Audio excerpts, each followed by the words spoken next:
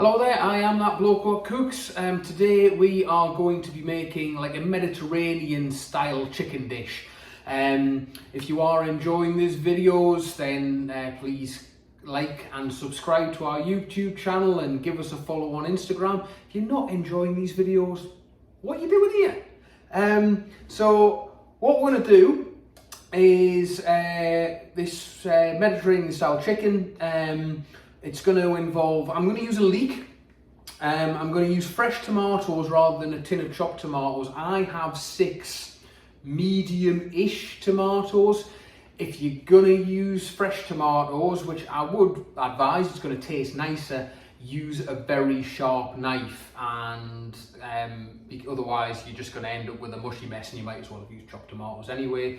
I'm going to use garlic. I've got a full bulb here. I'm not going to use all of it, but I'm going to use a fair bit. I'll certainly use 6 or 7 decent sized cloves of garlic. I've got some chickpeas which we'll add later on.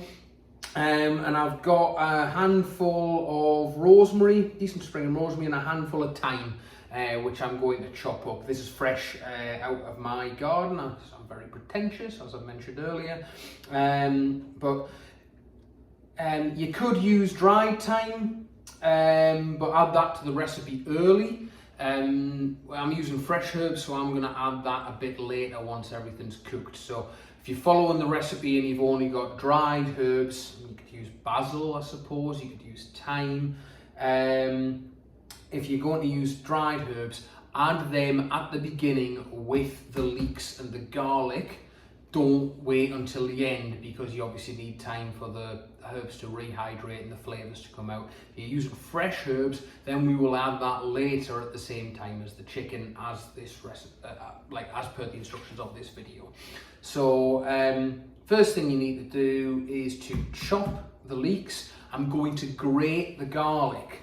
So I don't believe I've done this before. This is a little trick I learned when I was in Morocco. If you do get the chance to go to Morocco, there's all sorts of little cookery classes that you can go to. Usually like a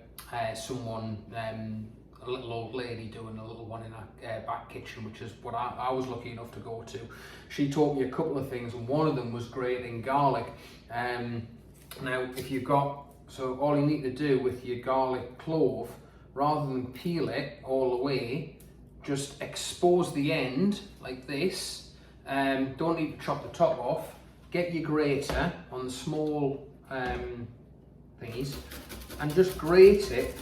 And as you grate, it'll peel back itself. And then by the end, all you're left with is the fibrous bit, the skin, and the bit that you would have chopped off anyway, which you've got between your thumb and your fingers, and the rest of the garlic is nicely grated there. Don't crush garlic, it's a waste of time, waste of resources.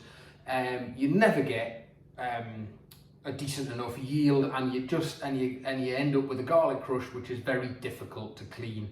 It's such a faff. Either finely chop it or grate it. So just preparing the leek. Off the way that leeks grow, part of the onion family, they've got all these the layers. Now, quite often there's dirt gets into the leeks because of how they grow. They grow above ground and close to the ground. So if you look there, you'll be able to see a couple of dark spots, one where my finger is and one there. And what you need to do is wash them out. So rather than either peel off the dirty layers and discard, you're going to be discarding quite a lot of stuff. I've taken the outer layer off this one and chopped the top off, obviously, and the bottom. And all I'm going to do is, I've put a slit with a knife down here, down the side, and I'm just going to prise that open.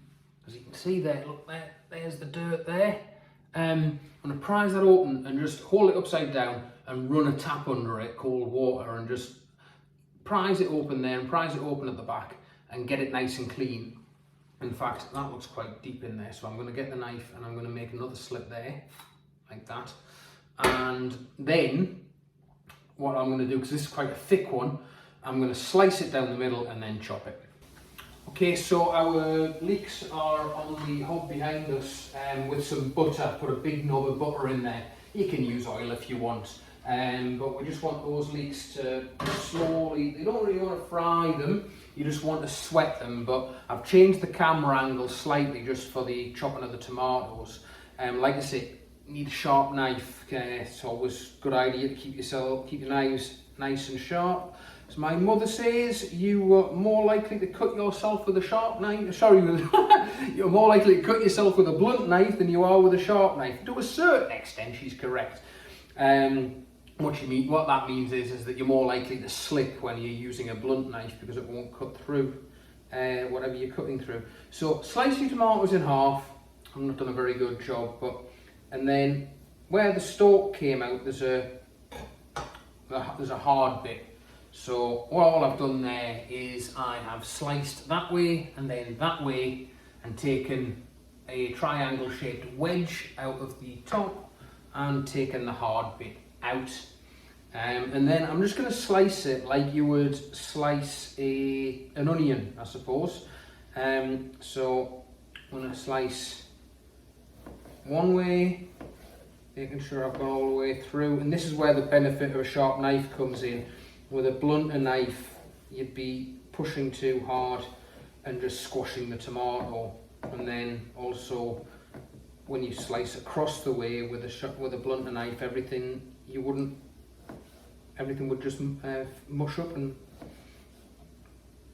there we are, lovely. And one more slice across for luck, and that's it. We're just chopping it up nice and fine, as you can see, like that. And that'll break down as we cook, and we're going to sprinkle a little bit of sugar in when we cook as well, and that will help. Obviously it'll give a bit of sweetness to the dish, but it will also help to break down the tomatoes.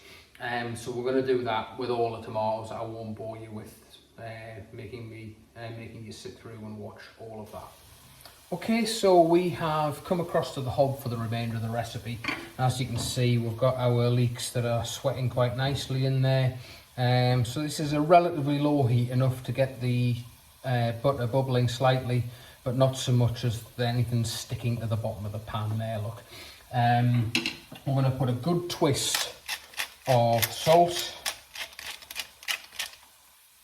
and a good twist of pepper in at this stage.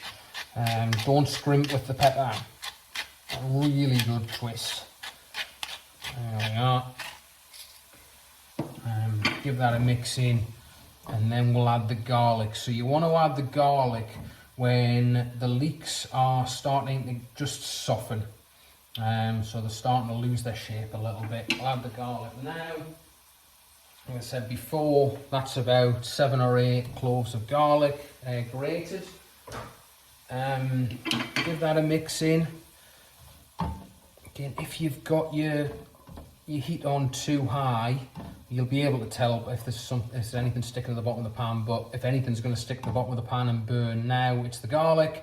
When you do that, the garlic will get a bit of taste and it doesn't really help your dish. So that's going to cook together. And the other thing that we're going to add is some anchovies. Now, my anchovies are in a jar inside with olive oil, and this is a fresh jar, so they're not always the easiest to get into straight away. And that one's come out. Yeah, still making a mess. Wonderful, and one more for luck. That one there, that will do. There, so I've put about 4 or 5 anchovy fillets in. So you can see now that the anchovies are breaking down quite nicely there. The leeks lovely and softened, and the room is full of the smell of garlic, which is rather wonderful. So what we'll do now, just get that out of the way slightly. In fact, easier way of doing it, just put it there. We're going to add the tomatoes. So I've got them all chopped up on the chopping board here. Just stick them all in. Make sure they all go in and don't end up on the floor or on the hob. What we're going to do with that is I'm going to sprinkle on top what's probably about a tablespoon of sugar. The tomatoes are pretty acidic, and the sugar will help balance that out, but it'll also help break down the tomatoes as well. If it becomes too sweet, what you can do nearer the end, once it's is to add a little bit of vinegar, but just see where you get with it. Best thing to do now is to turn the heat right down and put a lid on this and leave it for maybe 15-20 minutes, just let everything break down, and we'll come back to it then. I do apologise. What I should have said was add 200 mils of water to this, otherwise you're going to end up with a bit of a dry mess. Now you can leave it for about 15-20 minutes. Okay, so that's been bubbling away for about 15-20 minutes. You can see there that the tomatoes are starting to break down. Still quite a thin liquid, but we're not too worried about that at this stage.